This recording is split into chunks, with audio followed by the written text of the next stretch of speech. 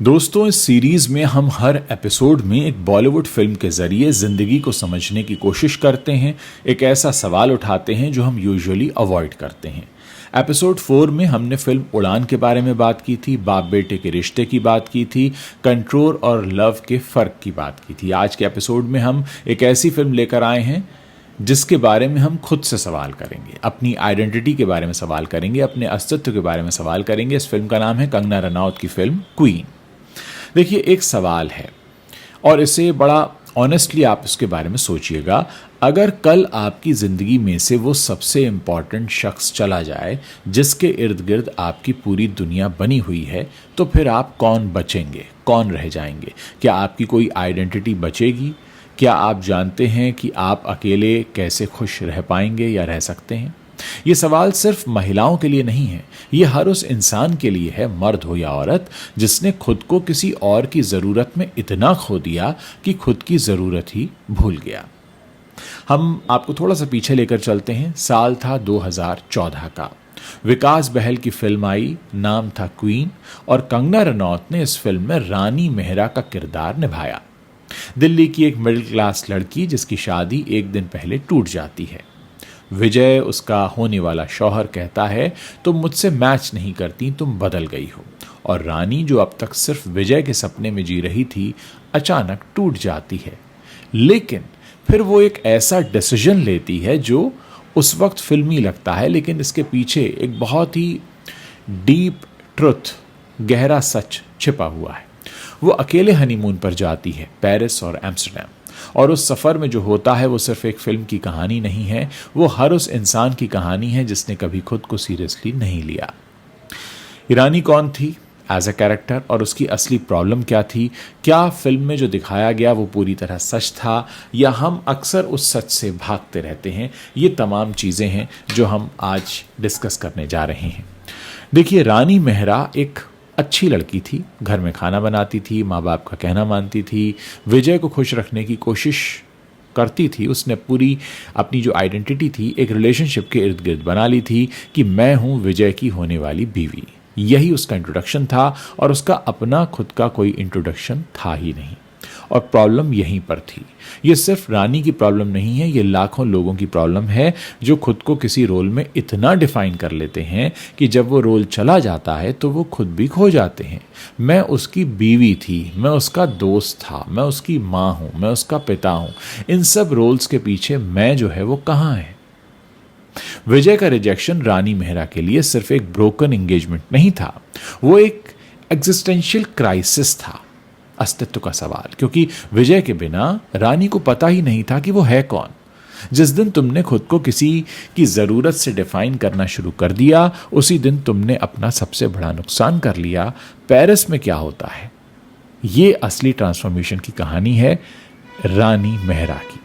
Paris में रानी अकेली है, घबराई हुई है। वहां हिंदी समझने वाला कोई नहीं है, रास्ते अजनबी हैं, खाना बड़ा अजीब है, और विजय का फोन आता है, वापस आ जाओ। एक मोमेंट के लिए रानी रुकती है और फिर वो नहीं जाती। ये डिसीजन छोटा लगता है, लेकिन यही फिल्म का टर्निंग पॉइंट है। रानी ने पहली बार खुद के लिए कुछ चूज किया, विजय के लिए नहीं, अपने लिए, माँ बाप के लिए नहीं, अपने लिए, समाज या सोसाइटी के लिए नहीं, खुद के लिए। और फिर पेरिस में जो होता है, उसकी विजय लक्ष्मी से दोस्ती होती है, हॉस्टल में 3 अलग अलग देशों के लड़कों के साथ वो रहती है, अकेले रेस्टोरेंट में खाना खाती है, अकेले आईफिल टावर देखती है, और ये सब एक्सपीरियंसेस उसे एक नई भाषा सिखाते हैं, खुद की भाषा, वो भाषा जो उसने कभी बोली ही नहीं थी। फिल्म का सबसे ब्यूटीफुल मोमेंट वो है जब रानी पहली बार अकेले खाना खाती है एक रेस्टोरेंट में बैठकर, और वो रोती नहीं, मुस्कुराती है। ये एक छोटा सा मोमेंट है, लेकिन इसमें एक पूरा का पूरा रेवोल्यूशन है। इंडिया में महिलाओं की आइडेंटिटी सच में कोई खुलकर बोलता नहीं।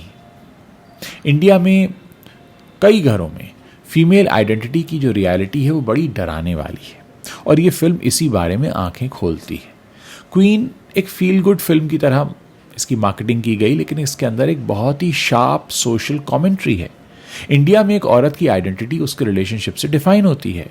बचपन में फला पिता की बेटी, शादी के बाद फला पति की पत्नी, बच्चे होने के बाद फलां की माँ, उसका अपना नाम, उसकी अपनी आइडेंटिटी इन सब लेबल्स के पीछे कहीं दब जाता है। और ये सिर्फ औरतों की बात नहीं है, भारतीय पुरुष भी कई बार ये करते हैं, बस लेबल्स अलग अलग हैं। बेटे का फर्ज निभा रहा हूँ, पिता की जिम्मेदारी निभा रहा हूँ, खानदान की इज्जत का ख्याल रख रहा हूँ, हर जगह एक एक्सटर्नल डेफिनेशन है और वो डेफिनेशन ही फिर हमारी पहचान बन जाती है। रानी जब पेरिस में विजय लक्ष्मी से मिलती है, एक फ्री स्पिरिटेड अनअपोलोजेटिकली हरसेल्फ लड़की है जो रानी को पहली बार लगता है उसको देखकर कि ऐसे भी जिंदगी जी जाती है, बिना किसी की परमिशन के, बिना किसी के अप्रूवल के। और ये रियलाइजेशन जो उसे ट्रैवल ने दिया वो किताब नहीं दे सकती, शायद कोई स्पीच भी नहीं दे सकती। मैं दोस्तों पर्सनली लोगों को रिकमेंड करता हूँ कि जब भी मौका मिले ट्रैवल ज़रूर करें। खैर हम अपने टॉपिक पर आते हैं। जब तक तुम किसी और की नज़र से खुद को देखते रहोगे तब तक तुम वो कभी नहीं देख पाओगे जो तुम एक्चुअली हो। अब विजय विलन था रानी की जिंदगी में या मिरर था, इस पर बात करते हैं। फिल्म में विजय को इजीली विलन बनाया जा सकता था, लेकिन विकास बहल ने ऐसा किया नहीं। विजय एक इनसिक्योर लड़का है जो एक कॉन्फिडेंट होती हुई रानी को हैंडल नहीं कर पाता। वो कहता है तुम बदल गई हो। अब ये बदल जाना क्या है? और वो सच बोल रहा है, रानी वाकई बदल रही थी, ग्रो कर रही थी और विजय उसके साथ ग्रो नहीं हो पा रहा था। कई बार लोग शादी में रहते होने के बावजूद, एक साथ रहने के बावजूद साथ में ग्रो नहीं कर पाते हैं। यहाँ तो इनकी भी शादी नहीं हुई थी। अब ये एक बहुत रियल डायनामिक है। जब कोई एक रिलेशनशिप में ग्रो करना शुरू करता है और दूसरा वहीं रुक जाता है तो रिलेशनशिप टूटने लगता है। इसमें कोई विलन नहीं होता, बस दो लोग होते हैं जो डिफरेंट डायरेक्शंस में जा रहे होते हैं। और जब फिल्म के आखिर में विजय वापस आना चाहता है और रानी मना कर देती है तो वो रिजेक्शन नहीं है, वो सेल्फ रिस्पेक्ट है। रानी को अब विजय की ज़रूरत नहीं है, और इसलिए नहीं कि वो उससे नफरत करती है, बल्कि इसलिए कि अब उसे खुद की ज़रूरत पता है, अब उसे खुद के अस्तित्व के बारे में पता चल चुका है। दोस्तों, हम सबकी ज़िंदगी में अपने आप को ढूंढना ही एक सबसे बड़ी यात्रा है। स्पिरिचुअल जर्नी हम जिसे कहते हैं, आध्यात्म, खुद का अध्ययन करना। हर इंसान की ज़िंदगी में एक पेरिस होता है। वो कोई जगह नहीं है, वो एक मोमेंट है। जब आप पहली बार अकेले कुछ डिसाइड करते हैं, जब पहली बार आप किसी की रिएक्शन की चिंता किए बगैर कुछ करते हैं, जब पहली बार आप अपनी आवाज़ को सीरियसली लेते हैं। वेदांता में भी एक कॉन्सेप्ट है, स्वाध्याय, खुद का अध्ययन, खुद को जानना। और ये सेल्फ नॉलेज सबसे मुश्किल नॉलेज है, क्योंकि इसके लिए किसी और की हेल्प नहीं लगती। आप ये सफ़र अकेले ही करते हैं। रानी का पेरिस ट्रिप एक स्वाध्याय था। उसने खुद को एक अजनबी माहौल में देखा, बिना किसी सपोर्ट के, और पाया कि वो कैपेबल है, स्ट्रांग है, वर्दी है। ये डिस्कवरी जो है वो किसी ने नहीं दी उसे, उसने खुद ढूंढी। और जो खुद ढूंढा जाता है वो कोई नहीं छीन सकता। दोस्तों, क्वीन एक ट्रैवल फिल्म नहीं है, क्वीन एक सेल्फ डिस्कवरी फिल्म है। और ये डिस्कवरी सिर्फ रानी की नहीं है, ये हर उस इंसान की है जो किसी रिएक्शन के बाद टूटा हो, जिसने खुद को किसी रिश्ते में खो दिया हो, जो ये भूल गया हो कि वो खुद में कंप्लीट है। अगर आप अभी किसी ऐसे दौर से होकर गुजर रहे हैं ज़िंदगी में जहाँ कोई रिश्ता टूटा हो, कोई उम्मीद टूटी हो, कोई प्लान फेल हो गया हो या अचानक ट्रैक चेंज हो गया हो, तो रानी की बात याद रखिए। वो पेरिस अकेले गई थी, डर के साथ गई थी, लेकिन जब वापस आई तो खुद के साथ आई। और यही सबसे बड़ी जीत है। आपका पेरिस कहाँ है? वो जगह नहीं, बल्कि वो मोमेंट जहाँ पहली बार खुद के लिए कुछ करेंगे। कमेंट में लिखकर ज़रूर बताइए। अगर आप इस तरह की एनालिसिस को पसंद करते हैं तो मुझे बताते रहिए, ताकि आगे भी मैं इस तरह के वीडियोस लेकर आता रहूं। चैनल पर अगर आप नए हैं तो हमें सब्सक्राइब कर सकते हैं। हमारी कोशिश रहेगी हर रोज़ हम एक नई फिल्म लेकर आएँ, एक ऐसी फिल्म जो आपने देखी हो लेकिन उसे उस नज़रिए से न समझा हो जिस नज़रिए से हम उसे समझने की कोशिश करते हैं। स्पिरिचुअल नज़रिए से बताने की कोशिश करते हैं कि जो कुछ फिल्मों में होता है, कई बार उसका हम सबकी ज़िंदगी से सीधा कनेक्शन भी होता है।